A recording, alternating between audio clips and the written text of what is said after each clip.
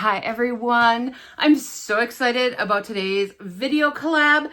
It is with Sonnet's membership group. We are doing all things spring and there are so many of us and I can't wait for you all to be inspired by all these gorgeous spring projects. So I'm not going to delay any longer. Let's jump into my projects today. For project number one, we are working on the bees. So I had these wood rounds and I am going to paint one coat of DIY white swan on these.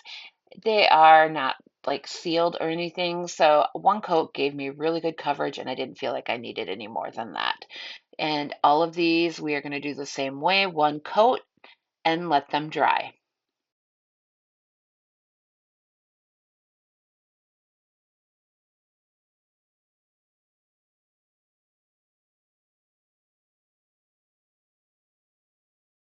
So the helper here today is Floof. I'm not sure where Larry is, but Floof has decided to help. You can see here I am finishing up these rounds, so let me go ahead and introduce myself. My name is Sandra, and I'm the owner here at Midwest Charm. I specialize in repurposed, upcycled vintage home decor and all of your DIY needs.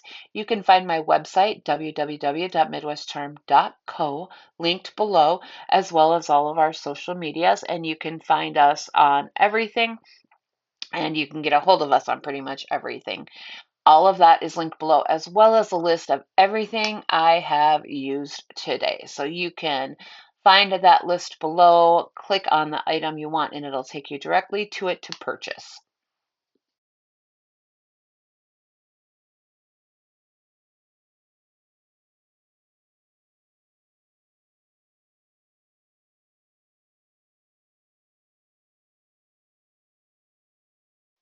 I'm going to take out Connie Lines and Designs Busy Bee paper, and this is also linked below, and cut these out. I'm using the multiples, and I cut out different sizes for the different sized wood rounds I have.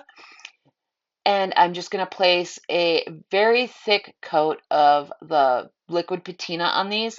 One, because it's rice paper, and two, because the rounds themselves are pretty dry wood, so it's really soaking it up. So I just made sure to use a little bit extra than what I may have normally used. And I'm just going to go in with these different sizes, cut them out to how I want them on each of these rounds, put down a coat of liquid patina, place the paper on there, and then go back over the top with liquid patina and let all of these dry absolutely 100% before I move on to the next step.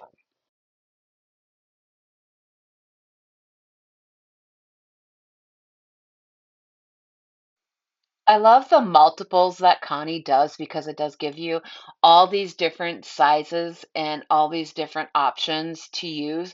Now you can take her papers and put them directly into a frame and they look amazing. I have done that more than once, but you can also take these and cut them apart. And because I have these different sized multiple sheets, it allowed me to really find something that worked on these littler rounds and find ones that worked on the bigger rounds. And this one you can see I just cut as I am working here, and I'm using the liquid patina, placing it down. And the reason we use that white swan is so that those colors pop. If I had put this directly on the wood, it would have been toned down a little bit, and these bees just need all the pop in the world. So the white swan it is.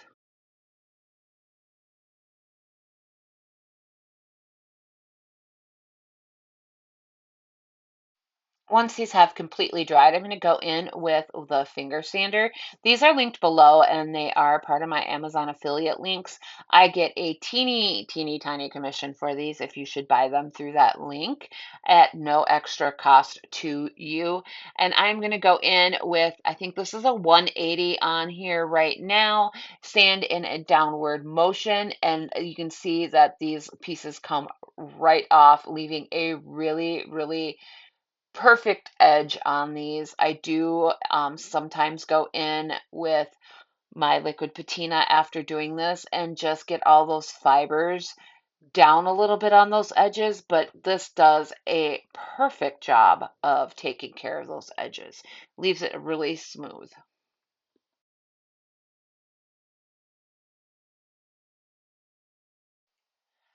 So all of these projects can be purchased. You just need to get a hold of me. But more importantly, you guys stick through to the very end of this video where you will get to see finished pictures of all of these done. Sometimes I give you a little snippet of what they look like at the end of each project, but at the very end of my video, I do show all the pictures and you can get a better idea of the whole vignette that I have worked on today. And like my title says, it's birds and bees and all things spring. And I think you guys will love all the projects today.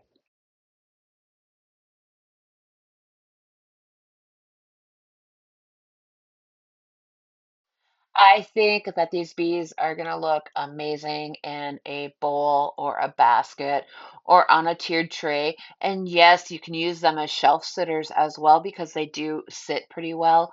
I love these. I've done these in other shapes before and they sell super duper fast. And I can't wait to make some more in different with different papers. I'm really excited about these. For project number two, if you watch my recent thrift haul, you'll see I purchased these little chubby birds. And I knew immediately that these had to have some sort of an upcycle. And I sat and debated on what color to do them. And y'all, I just went with apothecary because I love it. Um, let's see. I'm going in with my perfectionist brush. There's so much detail on these, and that perfectionist brush really gets into all those nooks and crannies very easily, under those wings, in all the little details. I love this brush for that purpose.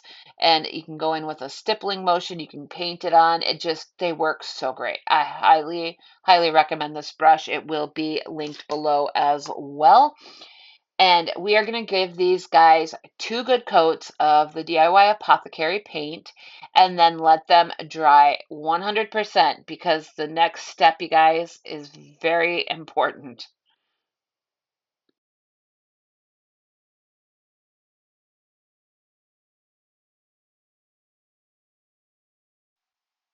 This here is coat number two.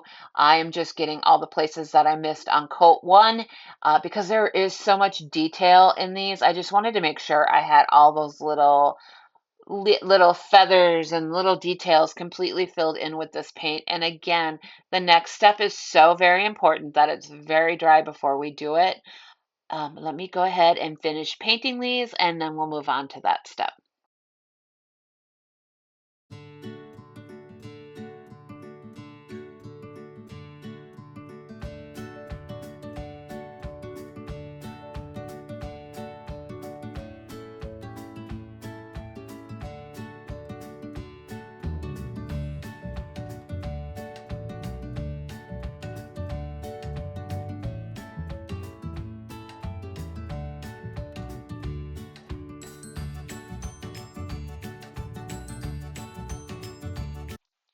So normally I go in with clear wax before I add any colored wax, unless I'm doing my cement look.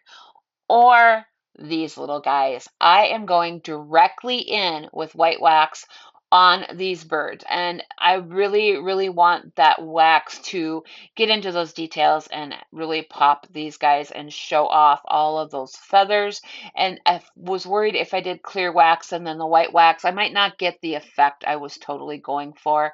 So I do go in and do these up that way. So we are going to wipe this off and do it in sections. These are small birds, but I'm still going to do this in sections so that white doesn't sink in too much. And then we're just going to keep doing this by the section. So do a section with the white wax, wipe it off, make sure that you buff it out exactly how you want it, and then look at the comparison. The details are just amazing. And I did go in with the white wax because I really wanted a brighter, springier look than what was on these guys before. And these are just some more comparison just to see how different each one looks. moving on to project number 3. Oh my gosh, y'all. I'm so excited about this. This frame was sent to me by my friend Cindy from CNC DIY Factory. Her information is linked below. Check out her website. These are the best frames I have worked with, and yes, I ordered more. Um, these have like an inset on that back part where you just put in your backer. I can't wait to show you how these work. Anyways, first off, we're going to go in with DIY's Dark and Decrepit. It's a liquid patina in a brown, and it's a beautiful, safe indoor stain that you can use. You just go in and you can layer this on. You can wipe it off. This stuff is beautiful. It's one of my favorite things to use to make things look old. They have this one and then a gray, and I love them both, and you will have seen me use both. So we're going to go in and just do one coat of liquid patina, wipe everything up, and then we're going to let this dry.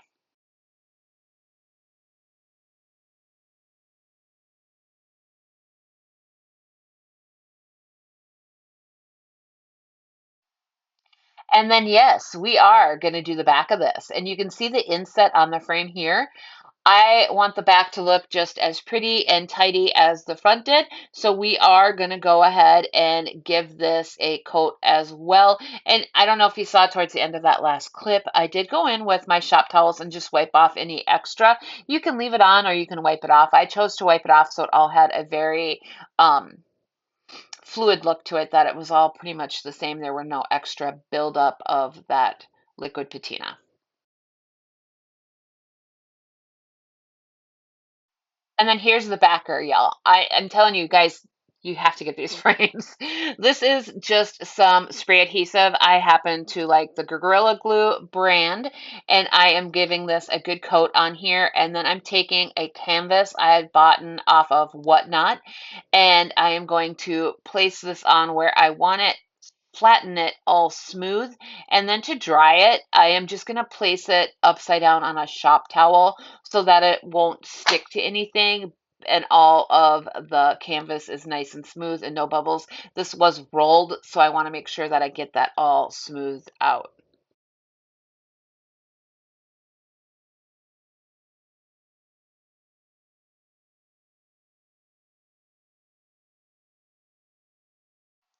And I'm going to go ahead and use melt paint on my frame.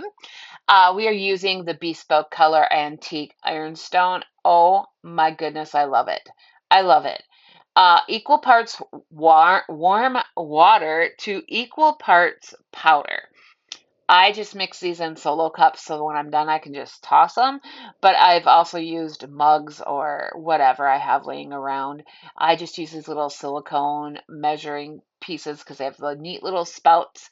I'm going in with a popsicle stick to stir this until it's pretty smooth and not too chunky.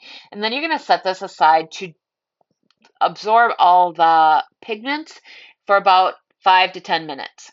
And once that has sat, you can just go in and brush. I'm going to do 2 coats on this.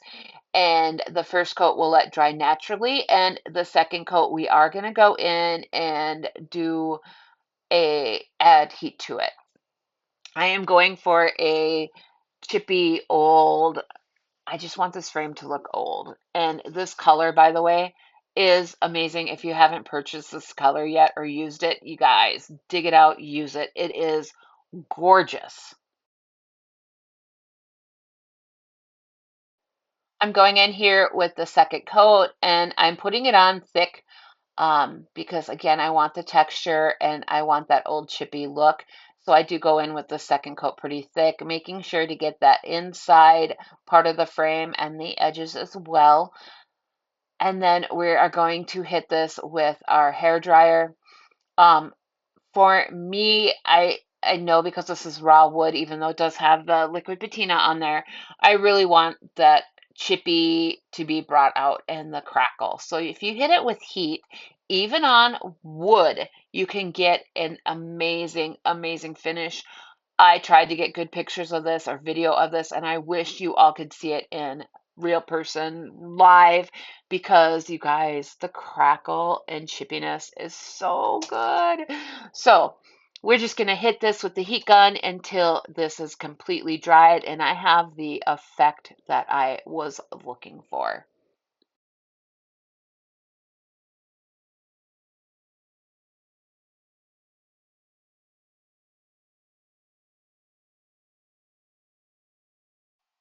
Here's a quick little video of how this looks. You can see the crackle and you guys, the build up. This turned out so perfect. I'm so excited to show you the finished result.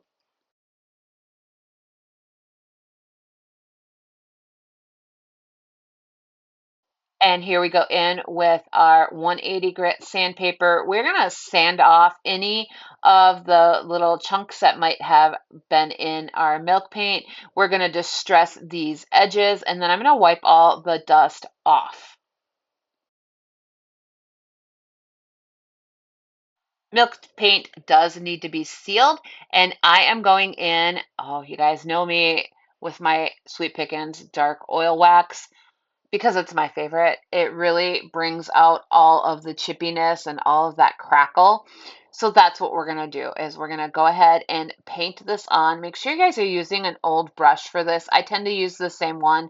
I washed it out really good and then I set it aside and this is my dark oil wax brush. Paint this on, let it sit for a few minutes till you get exactly what you're looking for out of the paint or the oil wax. And I've already started wiping it off and here I am wiping off the rest of it with my shop towels. I do hold it with one shop towel while wiping because it does leave fingerprints. Here's another close-up of after we've used the oil wax. It is so pretty. I am obsessed with it. One last step, y'all. I got to make that back look pretty too. So I am sanding off with that 180 grit sandpaper any of the milk paint that kind of dribbled through to the back of this frame. And we're going to sand all that off. And then I'm also going to seal in the back of this too with that oil wax. One, to cover up anything I may have sanded off while removing the paint, and two, just to give it a more uniform look with that front. So I'm going to add the oil wax and then wipe it off and let it dry completely before we put our framed canvas back in. And I forgot to video that, you guys. I used a stapler. I'll link it below on how I stapled that in.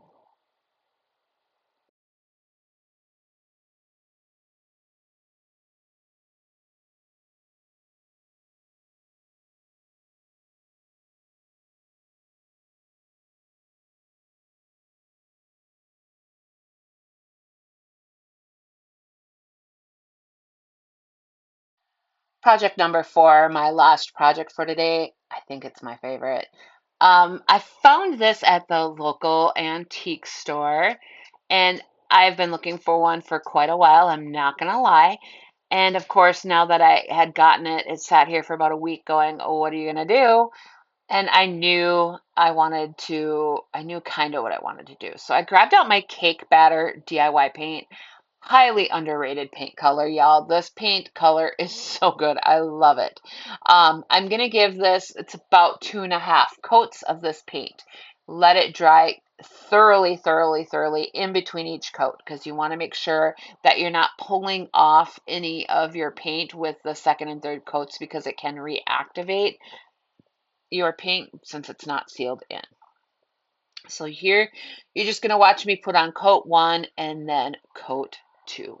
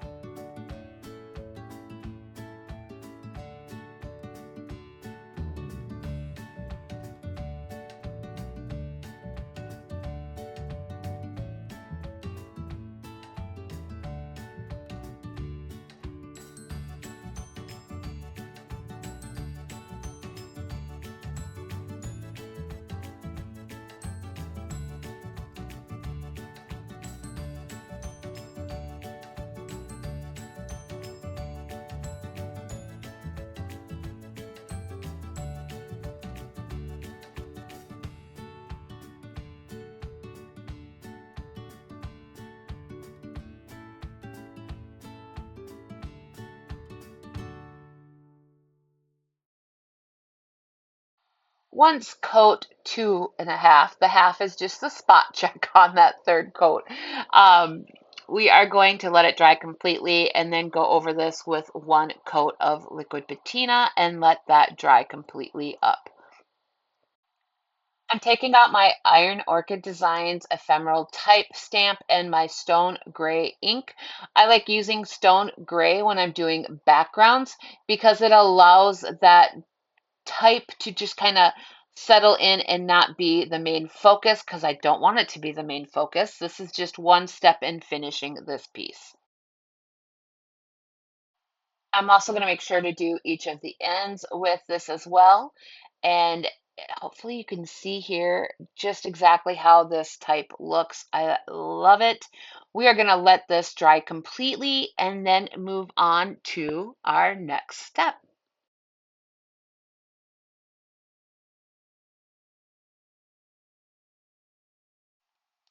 I am using Lost Garden Transfer by Iron Orchid Designs, and I'm just picking a page and taking the whole page out.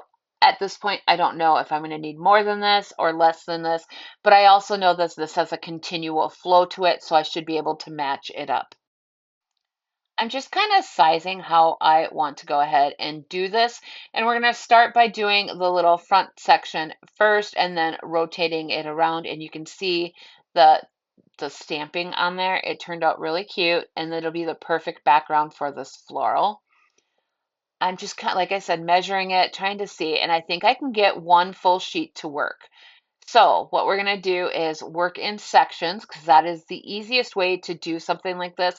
If I had just peeled off the backer and wrapped it around, it would be a big, big mess.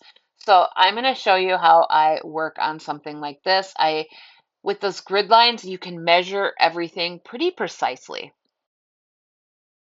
So now that I've cut off this bottom chunk, I'm going to line it up how I want it. I'm going to cut off the excess on the one end and then cut off I'm measuring the first little hook there, and then I pull it down and measure like how many little squares over I need to go to allow room for this to lay flat instead of going over the little latches. And then we're going to do the same thing on the other side. I'm going to cut down and then you'll see me lining it up to measure it. Right here. Don't go over the top. If you go over the top, you're going to allow too much room. Double checking, and then I'm going to cut that part out and then lay this on, and then I'll be able to measure out exactly how much excess I have on the other end. And I trim that off as well.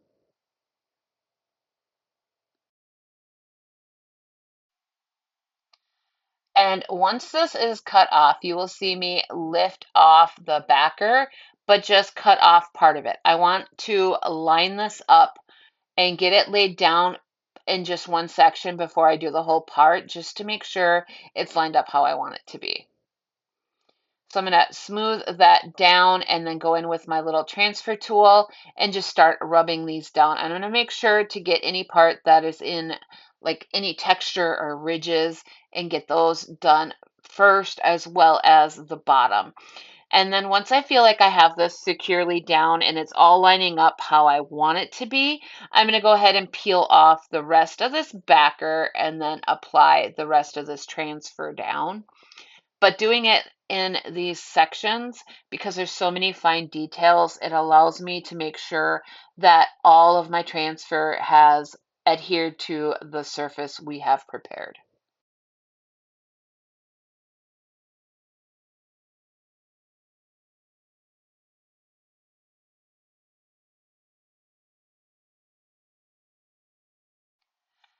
And here I am peeling off the rest of that and laying this down. Once I laid that down, I started from the other end and worked back to where I had started, and it worked out really well. I got all the pieces laid down. You guys, this just takes a little bit of time with these fine detail because it's all those beautiful trailing vines. I just wanted to make sure I got everything laid down, and I just took my time, and it was very therapeutic for me. And don't forget, once you have this completely laid down, you're going to use the backer or your fingers and go over this and burnish it and make sure you have all the air bubbles out and all of your pieces laid flat.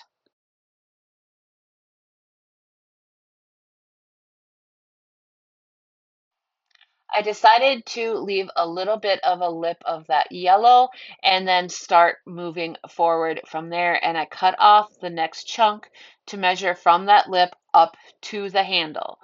That makes it a little bit easier to apply, and I didn't have as many cuts to make. So we use those little grid lines to measure exactly where I needed to cut. I cut off the excess. I placed this down. And again, we're going to use our transfer tool to apply all of the pieces. I kind of go over the whole thing first and then go back and start working in details and peeling it off on a side and working over.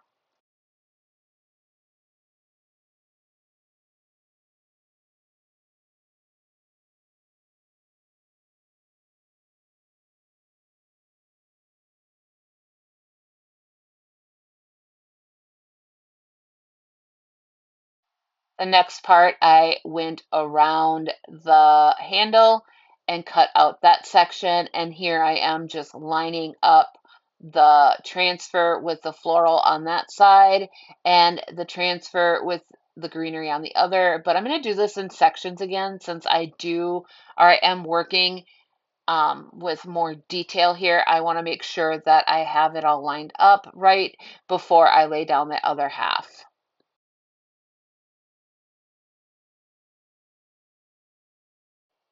And just an FYI, the area that I cut out for the handle, I did save that.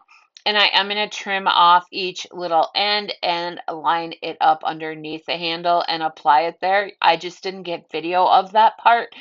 But here I am rubbing down the rest of this back part of this transfer. I pull the paper as I'm using that tool and it helps release it down. And then I'm going to go over and burnish it all. And again, I did save the part I cut out for the handle and still applied that. I think you can see it in the final shots of this, which are at the very end of the video, guys. So make sure you stick around so you can see the final reveal of all of these pieces.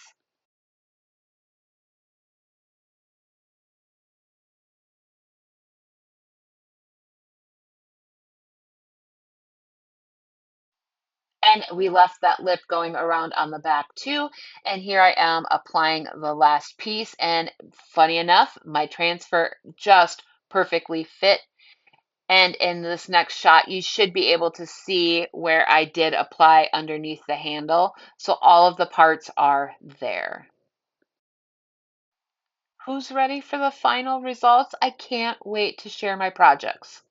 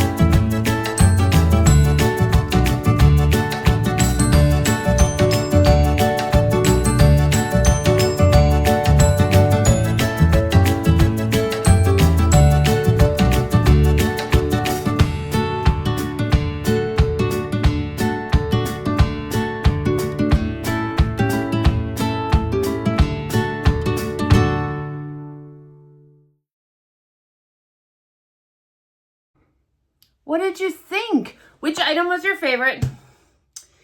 They're sitting over there. You guys know I always look at them. And honestly, it's a tie. Because that little bunny is so stinking sweet. And I got so much texture and chippy and crackle on the frame. A brand new frame, y'all. It can be done. It can be done. And those frames, you guys, you need to check out Cindy. I know I mentioned it during the video, but check out her website, you guys, because her products are absolutely amazing. I have some more that I'll be creating with next week for another collab I'm doing. And they're just so high quality. I didn't have to sand anything before starting. Let me tell you, hit up Cindy, cncdiyfactory.com. You won't regret it. But it's a toss-up between that lunchbox and the bunny because I don't know. It just is. I love them both so much. So anyways, thanks for watching. Give me a like if you haven't already, a subscribe, leave me some comments, and make sure to check out the link below to check out everybody else's videos too. And we'll see you guys all next week.